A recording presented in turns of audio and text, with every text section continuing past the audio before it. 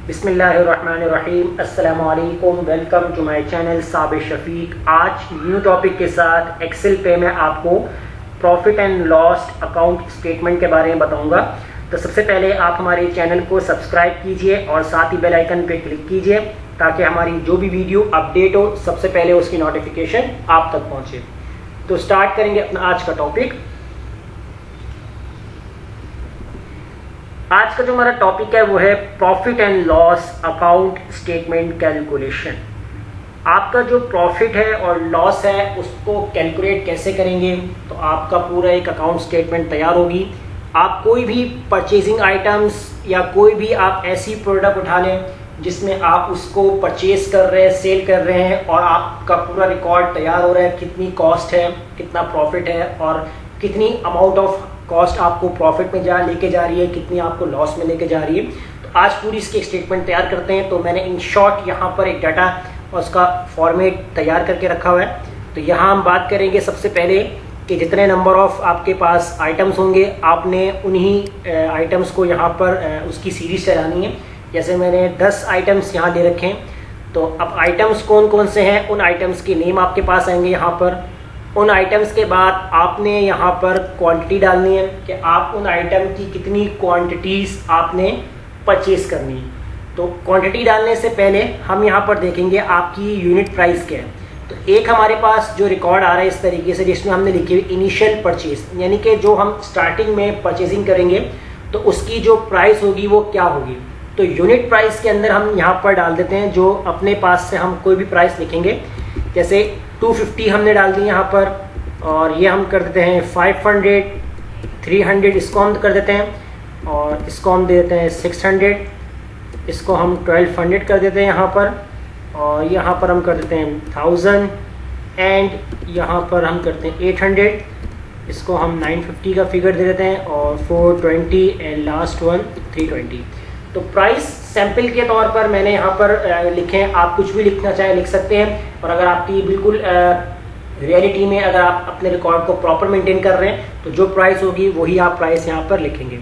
अब कॉस्ट की बात करते हैं। तो कॉस्ट के लिए हम क्या करेंगे, तो सबसे पहले हम देखेंगे हमारी जो यूनिट प्राइस है तो उसके लिहाज से हम यहाँ पर कुछ क्वान्टिटीज़ परचेज कर लेते हैं। जैसे मैंने यहाँ ले लिए, ये 5 ले लिए क्वान्टिटी, ये 9 ले लिए, ये 3 ले लिए, ये 6, ये 8 और 10 और इसको हम कर लेते हैं 12, इसको हम कर लेते हैं 7 और इसको हम 9, इसको 8। तो ये क्वांटिटी हमने इनिशियल में इतनी ले ली है।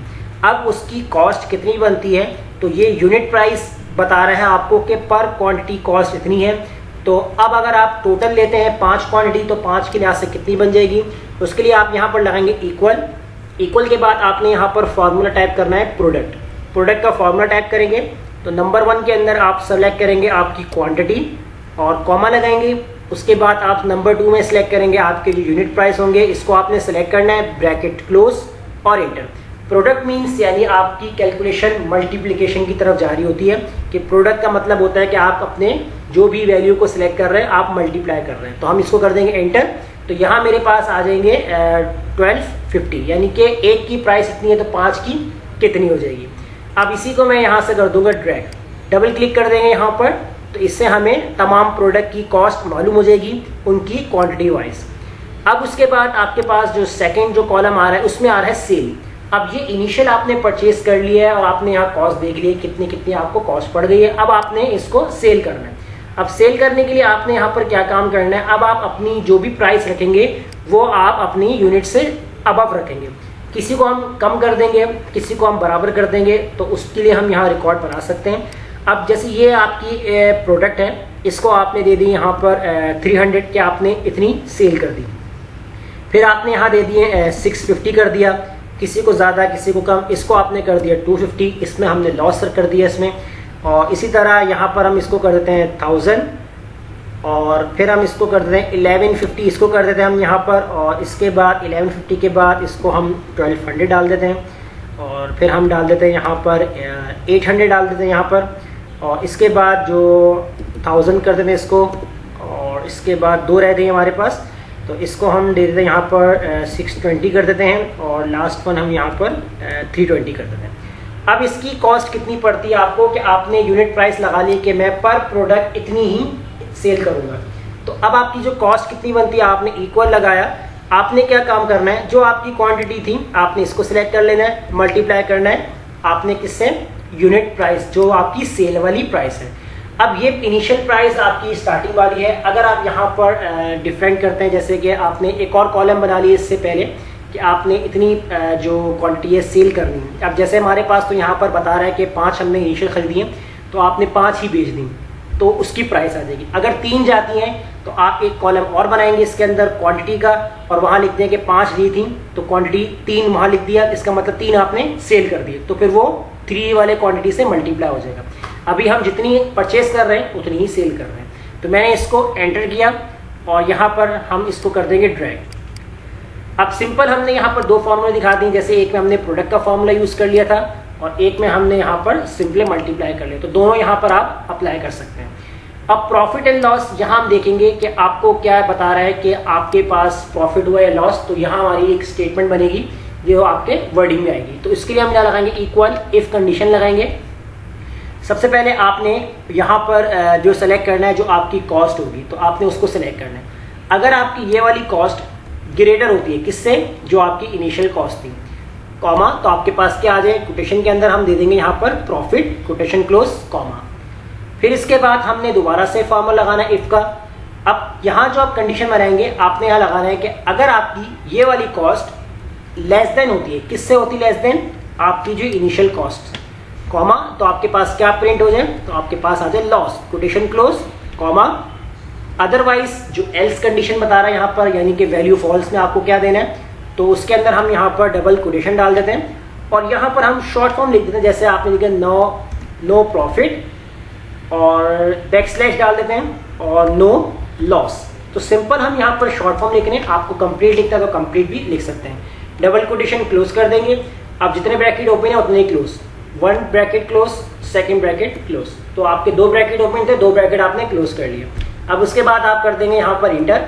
जैसे इंटर करेंगे तो यहाँ आपको बता रहा है प्रॉफिट, क्योंकि आपने इनिशियल प्राइस जो बताता है कि 1250 है, तो आपने सेल किया 1500, जितनी क्वांटिटी थी सारी आपने सेल कर दी, तो यहाँ आपको बता रहा है कि प्रॉफिट हुआ है।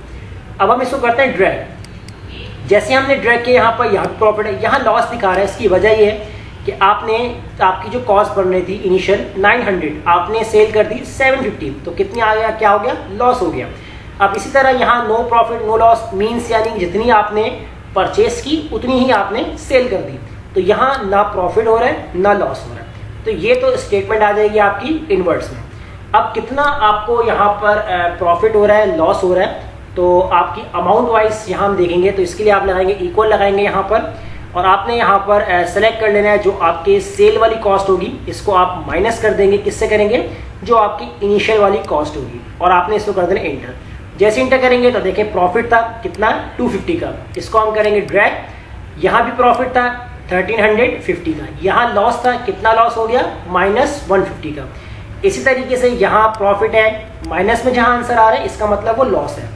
अब जहाँ 0 आ रहा है, क्योंकि वहाँ हमें ना तो प्रॉफिट हुआ है ना ही लॉस हुआ है, तो देखिए यहाँ इसने 0 दिखा दिया, यहाँ भी 0 दिखा दिया। अब इसके बाद नीचे हम एक काम कर लेते हैं, यहाँ पर नंबर ऑफ आपके पास यहाँ पर प्रॉफिट डाल देते हैं कि नंबर ऑफ प्रॉफिट कितने हैं आपके पास और नंबर ऑफ आपके पास लॉस कितने हैं। तो यहाँ देखेंगे हमें टोटल लॉस कितना हो रहा है और टोटल प्रॉफिट कितना हो रहा है, तो इसके लिए हम यहाँ पर इनको सेलेक्ट कर लेते हैं। इसको मैं यहाँ पर हाईलाइट कर लेता हूँ, इसका बॉर्डर दे देता हूँ और इसको जो है मैं यहाँ पर बोल्ड कर देता हूँ इस तरीके से, और यहाँ जो कलर मैं डालता हूँ ब्लू कलर डाल दूंगा यहाँ पर एज अ टेक्स्ट कलर। तो मैंने टेक्स्ट कलर यहाँ ब्लू डाल दिया और नीचे यहाँ पर मैं लॉस में रेड डाल देता हूँ।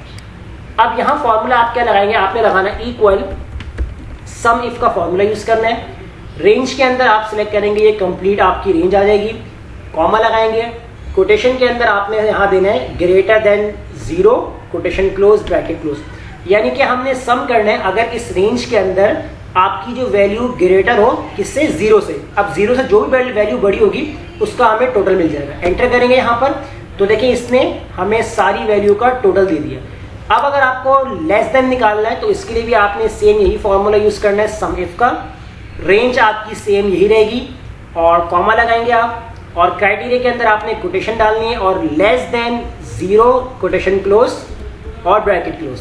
अगर आपकी वैल्यू 0 से लेस देन होती है तो क्या हो जाए, उनका हमें टोटल मिल जाए। तो हमने जब एंटर किया तो यहाँ आपके पास आ गया -550, यानी कि आपको जो टोटल लॉस हो रहा है वो कितना हो रहा है, -550 का हो रहा है, और टोटल प्रॉफिट कितना हो रहा है, 8150 का।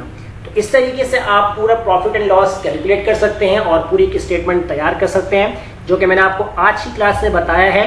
तो अगर इसमें कोई प्रॉब्लम आती है तो हमसे कमेंट में ज़रूर शेयर कीजिएगा और हमारे चैनल को सब्सक्राइब करना मत भूलिएगा। मिलते हैं नेक्स्ट वीडियो में, शुक्रिया।